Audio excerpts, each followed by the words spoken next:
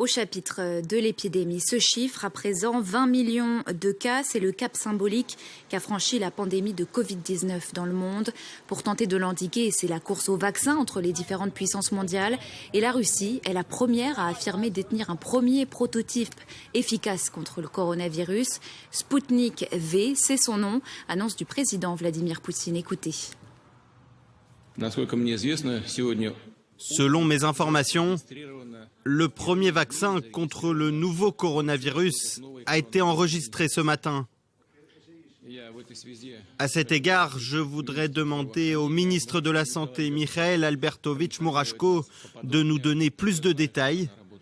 Mais je sais qu'il est assez efficace, donne une immunité durable et, je le répète, il a été soumis à tous les contrôles nécessaires. Alors 20 pays ont déjà précommandé 1 milliard de doses de ce vaccin. Pourtant, la Russie n'a pas publié jusqu'ici d'études détaillées des résultats de ses essais cliniques. Pour en parler, nous sommes avec Paul Gogo, notre correspondant à Moscou. Bonjour à vous, merci d'être avec nous sur France 24. Le président Poutine se félicite de cette découverte scientifique et il communique beaucoup dessus.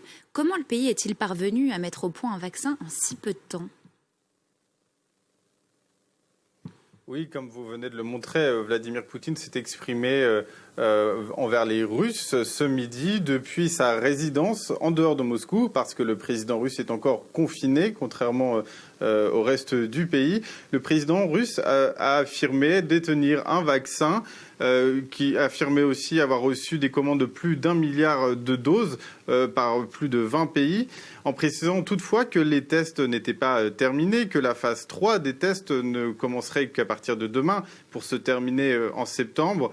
Et qu'une commercialisation de ces doses ne serait possible que l'année prochaine. Mais la conception de ce vaccin s'est déroulée de façon assez peu conventionnelle et ça a été remarqué par de nombreux chercheurs, que ce soit à l'étranger, mais aussi en Russie. On a pu voir il y a quelques semaines un appel lancé au sein des forces armées russes de volontaires, de soldats volontaires pour servir en quelque sorte de cobayes pour ce vaccin. On a également on a appris que des chercheurs avaient décidé de s'inoculer eux-mêmes ce vaccin pour le tester sur eux-mêmes. C'est quelque chose qui est totalement non conventionnel dans la recherche mondiale. Et puis on a appris il y a quelques semaines que l'élite moscovite se disputait pour obtenir ce vaccin avant les Russes pour pouvoir le tester. Et d'ailleurs, Vladimir Poutine l'a affirmé ce midi, sa fille a déjà testé ce vaccin. Elle a affirmé n'avoir ressenti que de la fièvre pendant 2 jours et s'être sentie ensuite en forme. C'est donc la réputation de la Russie qui est en jeu, finalement, bien plus que la rigueur scientifique ? Oui, et ce vaccin, cette promesse d'un vaccin, on en entend parler assez régulièrement à la télévision russe. Il y a 10 jours encore, un responsable russe affirmait se féliciter de pouvoir... il déclarait « Nous serons devant les États-Unis et le monde entier. Il s'agira du premier vaccin homologué. Ce premier vaccin sera russe. » Et c'est un discours qu'on a beaucoup entendu à la télévision ces dernières semaines. Mais les réactions sont très intéressantes à cette annonce de Vladimir Poutine ce midi, parce qu'en fait, les Russes, comme les étrangers, sont assez méfiants face à ces réactions. Des chercheurs ont même comparé ce Sputnik, puisque c'est le nom du vaccin, au Sputnik, le premier satellite lancé en 1957 par les soviétiques, tout simplement parce que beaucoup de gens y voient tout simplement un élément de soft power, un élément de communication de la part de la Russie.